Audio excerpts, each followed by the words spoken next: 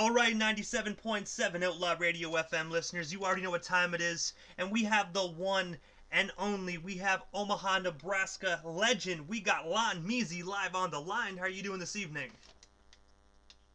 I'm doing great, man. It's your player partner, Lon Meezy. What's up with it?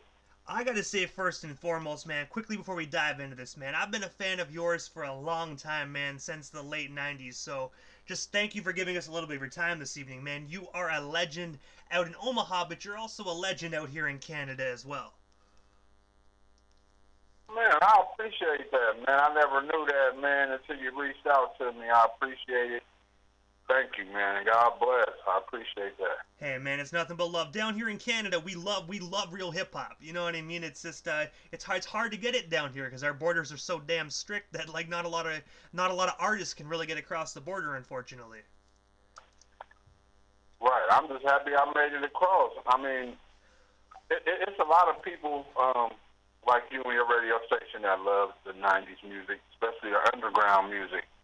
You know what I'm saying? So just being able to do my part and still be recognized off of music that I've made in 1997 is awesome to me. But I gotta ask you though, Lon, like jumping right into this interview, man, like what actually inspired and sparked the legendary career of Lon Meezy? Like what actually made you decide to get into the music industry? Well, I just thought I could do it. I mean, like, I wasn't one of the guys that started young, ooh, I'm a rapper. I just, one day I got a karaoke machine for Christmas, and the first tape I got was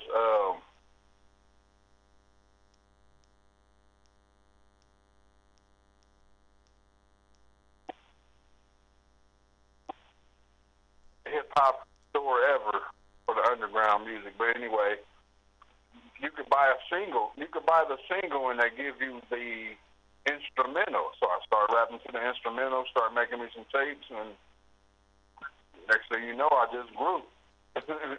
Straight up.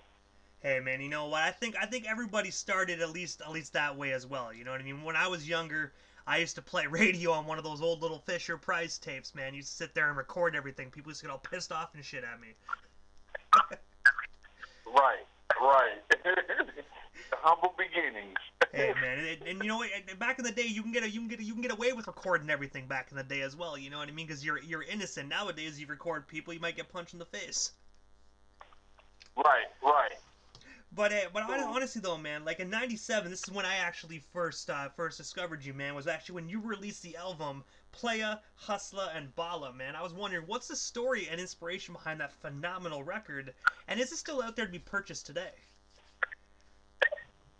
Well, I just signed a licensing deal with this company over in France, and we're about to do actual records, like albums, like old school DJ records, like not CDs, no nothing, just records, because over there they got a large following on like records. So I just signed a little deal over there for a year, and about to get these albums out here. Actually, they bought my Lon Meezy Big Baller, the one that came out in '97, and then they bought my one that came out in '99, Six Figure Dream. So I'm about to have 2 albums out with them, and I'm looking forward to it. It's going down. I gotta say, that's actually phenomenal, man. It's gonna be great to hear some Lon Meezy on some vinyl, man. I think that's gonna sound authentic, but it's gonna sound fire as well. So, ladies and gentlemen, make sure you buy some extra. Make sure you buy some extra vinyls, man, because I'm telling you, these records are gonna melt your machine. Right, and that's one thing they sold me on. That there's a lot of people that want vinyl. Like the CDs I have, I just sold a Lon Mac Big Baller CD for $1,000. So hey, you know what I'm saying? Hey, well, hey, at least you know if you sell one record, you can get your rent paid. Yeah, for real. And that just be what's the site? Oh man, it slips my mind. eBay. eBay most definitely has some deals, but sometimes they have some that's very expensive stuff on there as well. Right, right. I mean, I'm honored. Like in my day, making $1,000, that takes selling 100 CDs. So to sell one for 1,000, man, let's get 100,000. Let's get 1,000 of them and sell them for 1,000 and see what we can do. Straight up. And also, the same year in '97, you actually released another phenomenal album called Big Balla. With a lot of folks, man, are actually saying that is one of the most influential albums to ever come out of Nebraska. And I want to ask you, man, hearing that statement, how does that make you feel knowing that you created one of the biggest albums to ever come out of your home state? Man, I'm so humbled by it. I mean, because back then, you had to actually put in the footwork. There wasn't no social media or iTunes and things that you can reach worldwide with. So I had to do a lot of networking. I sent CDs to all the magazines. You know what I'm saying? Spent money sending my CDs out, sending my care packages to radio stations. I spent a lot of money on that. Footworking and networking, and that's what happened. And I ended up with national distribution, and I also was in the Murder Dog magazine as the Big Baller CD was actually top 204 independent albums of all time in Murder Dog magazine. I was the number 6 new independent artist of the year. I was top 40 albums of the year. It just blew me up, and I never found that I could get that far just off of my first CD. So that's awesome. It's humbling. And I actually remember as well when Murder Dog actually wrote that article up, man. You know what I mean? Murder Dog was such a huge hip hop magazine back in the day. Like I don't know if they're still going today because I know everything is all digitalized, man. But if you made it on Murder Dog back in the day, you know right then and there you're going to get some worldwide exposure. They're definitely going to get worldwide exposure. I got interviewed a lot of times. I got CD reviews. I also had my own label, so I had one of my artists got reviewed. I also was on the Murder Dog magazine compilation, so that helped out. You know what I'm saying? Nationwide, worldwide. Like Japan is one of my biggest places that I sell CDs, so it worked out well. And also, when you actually mentioned a few moments ago about having your own label, in 1998 you actually founded Game Time Entertainment. I was wondering, what actually made you decide to start up your own label? And of course, who do you currently have signed to you today? Well, currently, I have my daughter. She's 21. She's a mixture of me as far as like her swagger and how she talks, and she's also a mixture of her mom, who was a dope rapper back in the day. That's the only artist I have besides myself, because I still do music. But 98, I founded Game Time Entertainment. I had Little Q and Player D. Player D was reviewed in the Murder Dog magazine, and then me, Player D, and Little Q was on the Murder Dog compilation. So Player D actually had distribution with Selecto Hits, but he retired. He had retired and gave his life to God, actually, which was a good thing. But before he retired, he had Selecto Hits, which is also a dope distribution place.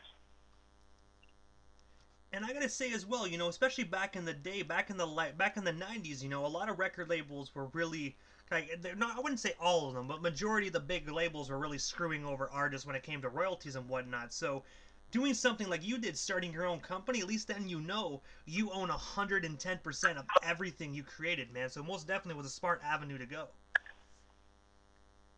Yes, most definitely. I mean, because you got to think, if you're moving units on your own, why would you give somebody a part of that if it's just going to screw you? So just keep going and keep going and keep going. I mean, a lot of people get screwed because of their current situations. So if you offer them any type of money, they're going to take that. I mean, you can't really be mad if you're starving, and then they give you a little upfront money, and people don't be knowing the business side. So I just studied the business first, and let everything else fall into place. Most definitely true. Like you said, if you're starving, you know what I mean. You don't really think about the big picture. But I gotta say, you most definitely Right. thought about the big picture, and look at you now, man. You're selling your records for $1,000 a pop. You know, these guys that signed those deals back in the day, they can't do that because they don't. Unfortunately, they don't own their masters or own their royalties. And that's a terrible thing. That's one thing that killed a lot of artists because, like, if you look, like now, even with the social media era, like there's a way to still get money off of your old releases, but it doesn't do you no good if you don't own none of the publishing or the royalties from it. You That know, is most definitely true. you gotta own your masters. You gotta be able to recreate, put it out, whatever you want to do, without having to worry about who got their hands in your cookie jar. And also, as well, aside from being a solo artist, you were actually a member of the group Game Time Players, man. I was wondering, what's the story behind the formation of that group, and of course, how did you actually meet the other members? Well, actually, I had known Lil Q. We used to play Little League baseball together. We went to high school together, all that. But once he wanted to start to rap, I was already accomplished. You know what I'm saying? So I seen potential in him. Like, he wasn't nobody that was just already out here. I just knew he wanted to rap, and got with him. I figured I could mold him with what I always wanted to be a CEO more than a rapper. You know what I'm saying? So I used my rap to build me a label. I got him, and then I got Player D. I seen potential in him as well, and I just knew I could mold them. If I could, that was my goal, to see if I can get them out here and you know what I'm saying, and see what they can do. And locally, they're legends. Locally, they're legends. Player D's a little more of a legend on the nationwide level than Lil Q, but Game Time Players nationwide too, so that includes Lil Q. So we all won. You know, because both of those artists both had like solo albums. Like, it wasn't just like hide behind me. I'm going to do this and do that, and you guys want to get your shine. They have multiple CDs as well in solo. And I remember as well back in like 2001, I think 2001, 2002 criteria, you guys actually did the song "Murder Murder" on the Morgue compilation, man. I was wondering if you can tell us a bit more about that phenomenal project, and of course, what was it like working on that compilation record with other legendary artists such as yourselves? Man, I was honored just to be asked to be a part of that situation. Shout out to Black Dog Bone, which is like the owner of Murder Dog. You know what I'm saying? They asked me to be a part of it. Lou Nut asked me to be a part of it, and I was just honored that they would choose me out of all the people they could choose that's been in the Murder Dog compilation. I mean, I've been in the Murder Dog magazine. I was honored to be from Omaha, Nebraska, and to be on that CD with all the legends, West Coast. So I was honored. I appreciate that still to this day. And I gotta say as well, unfortunately, man, they don't make great compilations like that anymore, man. Like, I wish they'd bring back mixtapes and compilation records, man, because those were always good, you know, because you get a little taste of like every artist's music all together in one. You know what I mean? I always enjoy compilations myself. I always did as well. One thing, it's crazy because before I started rapping, the first Murder Dog magazine ever published, it was like a big book, like, and it came in plastic. Like, it was like I bought it at Leola's. It was like a big book. They had the shrink wrap on it, but it came with the compilation. And on that compilation is where I first heard 13 or 14-year-old BG from Cash Money. So this was before I started rapping. I was like, oh, this is a dope magazine. So when I started rapping, I sent my care package to them, and they liked it, and it's been history ever since. Most definitely. And one thing I always loved about Murder Dog, they weren't like the Source. They were big like the Source, but they never went like, how would you say it, all Hollywood. They always supported the underground and the individuals that are trying to make it. They most definitely helped amazing artists like yourself really get their foot out of the door and also out of the state. It was it was it, it was definitely awesome because that's how I learned about a lot of underground artists. Like, but you still had your to be next to in the magazine with the Master P's and the E40s and the Ice Cubes and those different big artists that were still grounded enough to do interviews with Murder Dog magazine and to just to be in the conversation and to be in the magazine with those type of artists was definitely dope. Definitely. And also as well, I actually read on your website that you actually have your own nonprofit organization called Game Time Community Outreach, where you actually are giving back to the community by coaching basketball to underprivileged children. I was wondering what actually made you decide to venture into that community outreach, and of course, how can our listeners get more involved with your organization? Well, one thing about it, my basketball team is called the Game Time Wolves.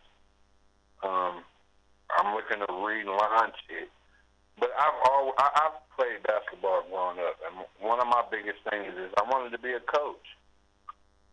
I love coaching basketball. I love being with the youth.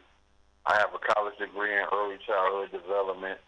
You know what I'm saying? I got a coaching certificate in basketball, so I just always wanted to do that. I just always wanted to do that. That's a goal of mine. Because I used to look up to the coaches back in the day when I was playing basketball, and you know what I'm saying? Coming from a single family home, and those are the closest things you have to a dad. You know what I'm saying? Giving you something to believe in and teaching you right from wrong. I always wanted to be somebody that these kids could remember later on in life, because I still remember my coaches from being a youth. You know what I'm saying? So I just always wanted to be remembered like that. That's all. And I gotta say as well, I just want to give you your flowers, man, and say like that's a phenomenal thing that you're actually doing, man. Because I can tell you for a fact, all these kids are most definitely bragging, being like, "Yo, my coach is a legendary hip hop artist. Who's your coach?" Right. That's right. Most definitely. I got a couple kids that went to college because I'm one of the programs. You know, it's like they charge $250, $350. You know what I'm saying? I was starting $50, so I'm not going to get all the great kids, but we go to the same tournaments, and those guys that I teach them actually how to play basketball and be a team and still compete. You know what I'm saying? Like, I got kids that went to college, Division I, all that. Like, I'm honored by that. And when they look back and be like, "Thanks, coach, you taught me this, you taught me that," that makes me feel better than anything I've ever done musically. And also as well, you actually have your own clothing line titled Money Time Clothing. I was wondering if you could tell our listeners a bit more about your company, and of course, where can we actually purchase your merchandise today? Well, actually, they can get with me. I'm on Facebook. It's Lon Meezy, of course. But I do have the Money Time Clothing LLC, which is on Facebook as well. I don't have a website yet, but I do deliver. I mean, I do send out deliveries. You know what I'm saying? So they definitely can get with me. I got various sizes, colors. I got all the colors. I got sizes. I do pre-orders. I do whatever. Cash at me at Money Time Clothing. I can get you right, get your size, get your color, whatever you want. And it's going great for me right now. Last year was kind of tough with the pandemic, but everything's picked up. So I'm happy. I'm happy. And the one thing I do want to bring to the listeners' attention as well is I noticed as well that you were actually a Nebraska Nightlife and Entertainment Hall of Famer. And I was wondering, man, can you tell us a bit more about that award and how does it feel to know after all these years of music and entertainment, you were actually known by your state as a Hall of Famer? I'm honored because that's something no one can take away from you. That's like I put in the work. No matter what you think, no matter what you say, you can't take that away. You know what I'm saying? That's an honor that a lot of people that enter the game, any game you enter, basketball, football, you want to be recognized for your accomplishments, your hard work, and things that you brought to the game. So I'm definitely humbled by that. I appreciate it, but I do want to let people know I earned it. Like, I earned it. I gotta say, you most definitely did, man. It's a long time coming as well. I gotta say, you best get yourself a huge trophy box, man, because they're coming your way, man, because you most definitely deserve every accolade and certificate and plaque that comes your way. Thank you, man. I appreciate that, man, especially coming all the way from Canada and finding a guy in Omaha, Nebraska.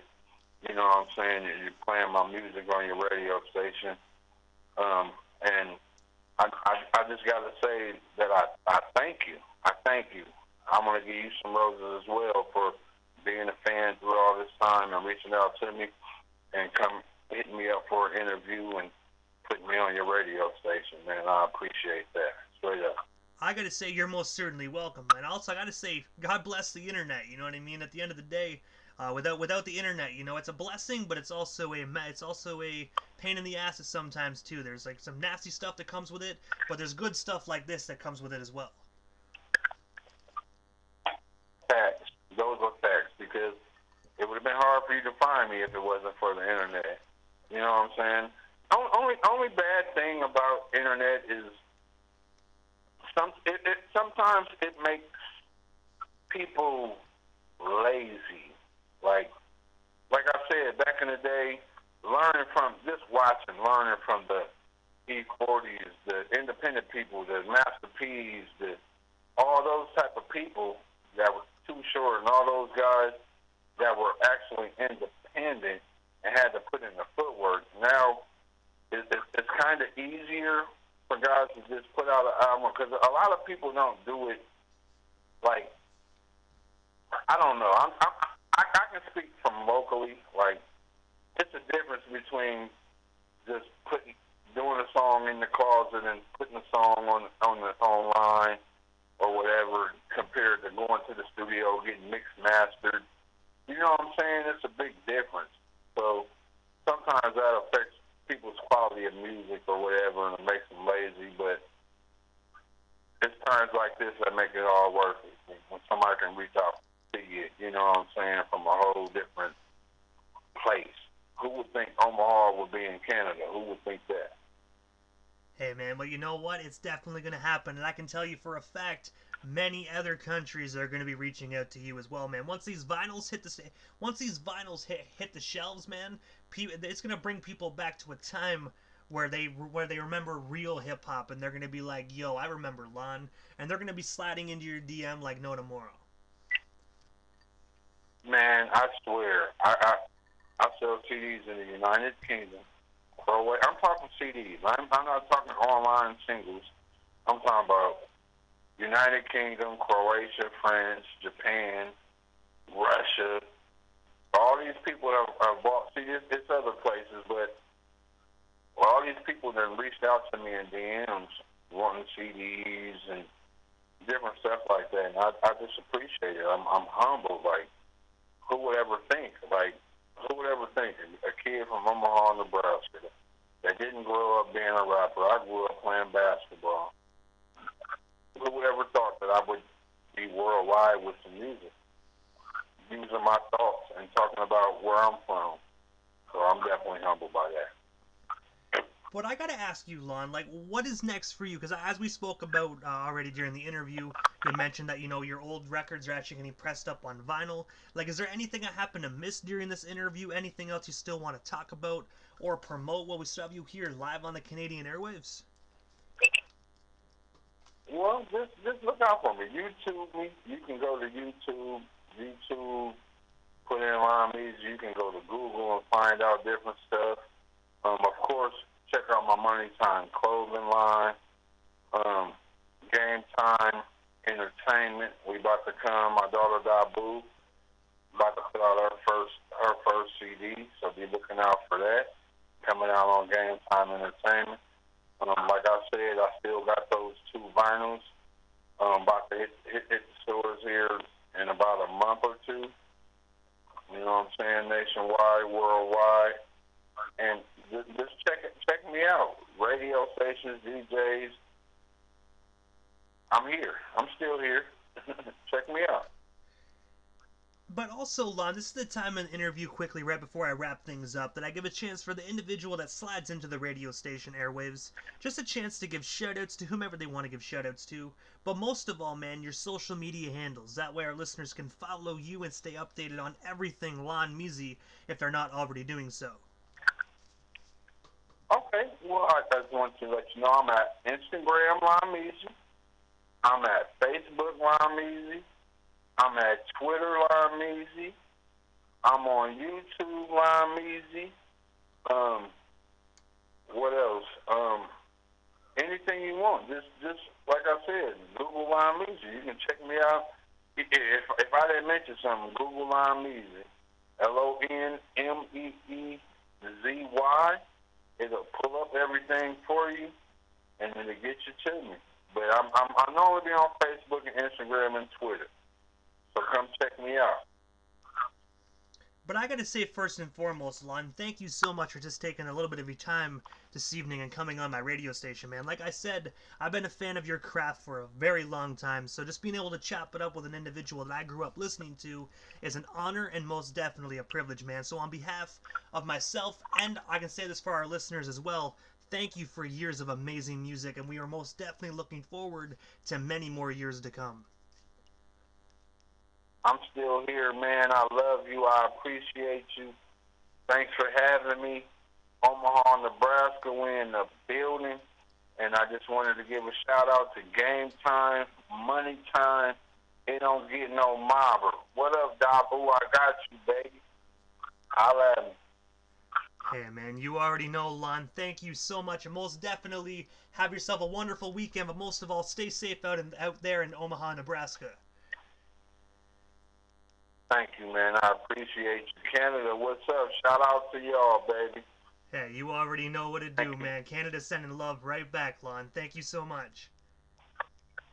Thank you. Have a good night. God bless. God bless, brother. All right.